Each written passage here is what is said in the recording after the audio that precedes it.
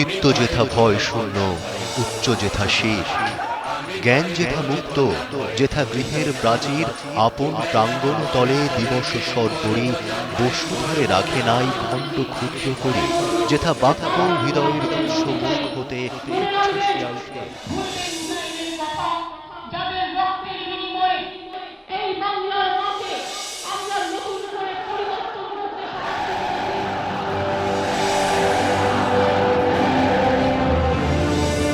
এই বিপুল জনসমুদ্র, এই বিরাট লোক উন্মাদনা,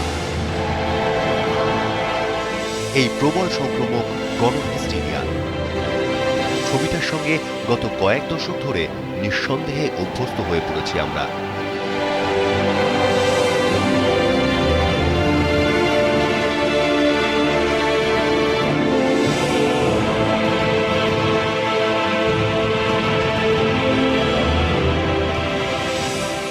চোখ না ফিরিয়েই প্রায় প্রতিবর্ত ক্রিয়ার চকিত সংকেতে চিনে নিতে কোনো অসুবিধে হয় না অনন্তে বিছানো এই মোহিত উচ্ছ্বাসবৃত্তের কেন্দ্রবিন্দুটিকে।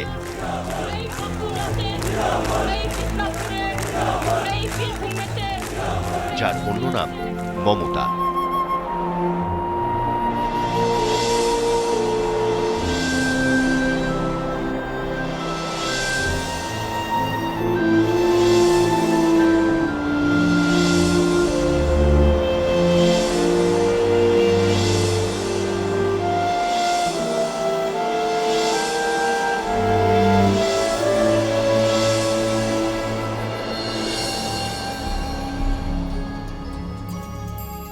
দিদি, জননেত্রী, মুখ্যমন্ত্রী মমতা ৩৪ বছরের বাম শাসন একাই উপড়ে ফেলা দুর্নিবার ঘূর্ণিঝড়।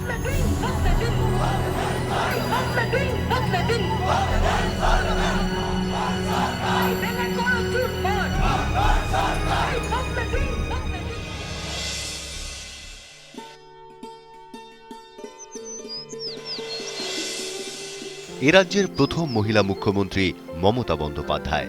জন্মস্থান বীরভূমের কুসুম্বা গ্রাম।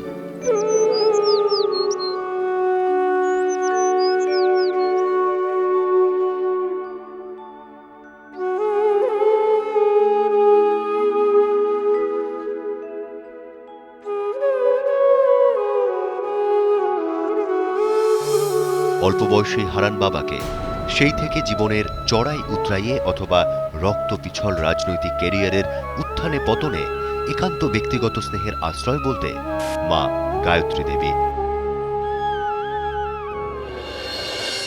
সৌভাগ্য এই যে গায়ত্রী দেবী তার আয়ুষ্কালেই দেখে যেতে পেরেছেন মেয়ের বিরল কীর্তি, বিরোধী নেত্রী থেকে মুখ্যমন্ত্রী হয়ে ওঠার অসাধ্য সাধন।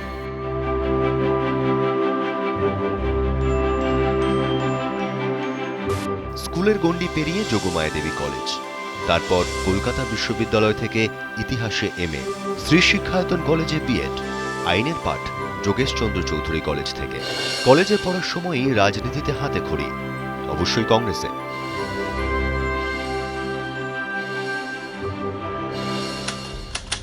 উনিশশো ৭৬ থেকে ৮০ রাজ্য মহিলা কংগ্রেসের সাধারণ সম্পাদকের দায়িত্ব সামলান মমতা। ১৯৭৭ থেকে ৮৩ পশ্চিমবঙ্গ ছাত্র পরিষদের কার্যনির্বাহী কমিটির সদস্য। ১৯৭৯ থেকে ৮০ পশ্চিমবঙ্গ ইন্দিরা কংগ্রেসের সম্পাদক। পাশাপাশি পশ্চিমবঙ্গ রাজ্য প্রভিন্সিয়াল ট্রেড ইউনিয়ন কংগ্রেসের সম্পাদকও ছিলেন মমতা।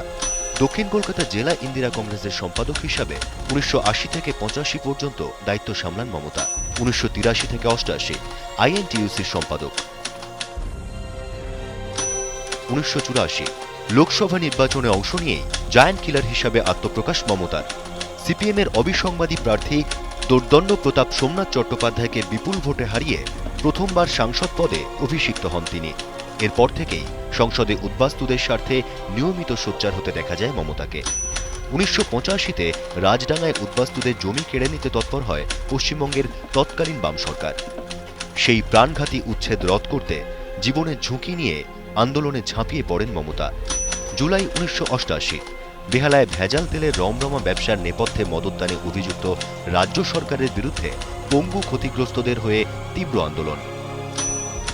১৬ই আগস্ট ১৯৯০ পুলিশের অন্যায় গুলিচালনার প্রতিবাদে কালীঘাটের বাড়ি থেকে পদযাত্রা, হাজরা মোড়ের অদূরে পুলিশ ও সিপিএম আশ্রিত সমাজবিরোধীদের আক্রমণ, ভাঙা হাত ও মাথায় বিপজ্জনক ক্ষত নিয়ে আশঙ্কাজনক অবস্থায় হাসপাতালে ভর্তি।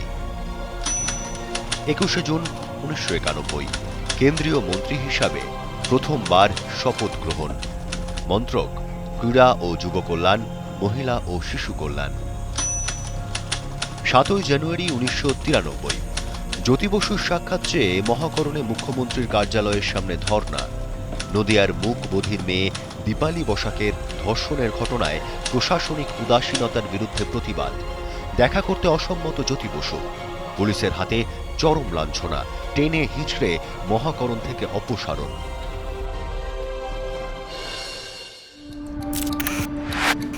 না, সে কোনো মিডিয়া মন্ত্রিত মহোৎসবের যুগ ছিল না।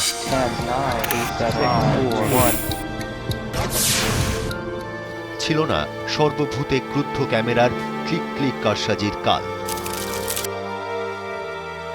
আর বুম বাইট ব্রেকিং নিউজের বিস্ফোরণ তো তখনও যাকে বলে সুদূর পরাহত।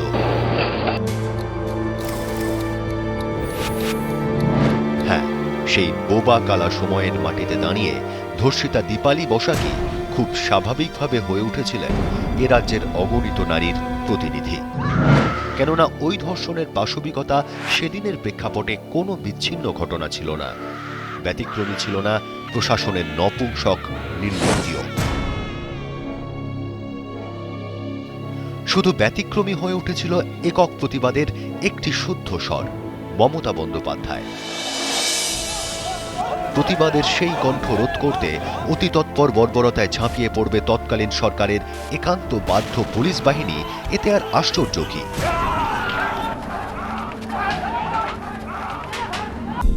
আশ্চর্য হননি রাজ্যবাসী। শুধু সেদিনের বাম মন্ত্রী মহোদয়দের আপাত সফেদ ধুতি পাঞ্জাবিতে নতুন করে আরও একবার লেগে গিয়েছিল চিরস্থায়ী কয়েকটা কালির আঁচড়। কলঙ্কিত হয়েছিল মহাকরণ, লজ্জাও বুঝি লজ্জিত হয়েছিল অপশাসনের অন্ধকার অলিতে। সেই থেকে আর কোনো দিন বিরোধী নেত্রী হিসাবে মহাকরণে যাননি মমতা। অবশেষে গেলেন 2011-র 20শে মে।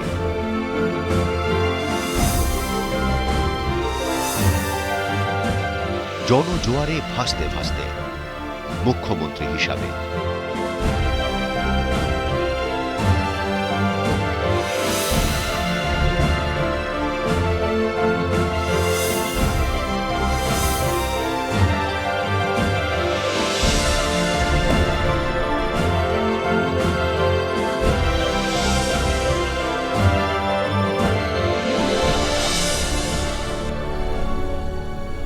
তবে এমন উজ্জ্বল উত্থানের আগে আরো অনেকটা পথে, অনেকটা কণ্টকিত কানাগলির আনাচে কানাচে কাঙ্ক্ষিত আলোর উৎস হাতড়ে বেড়াতে হয়েছে আজকের এই আলোর দিশারিকেও।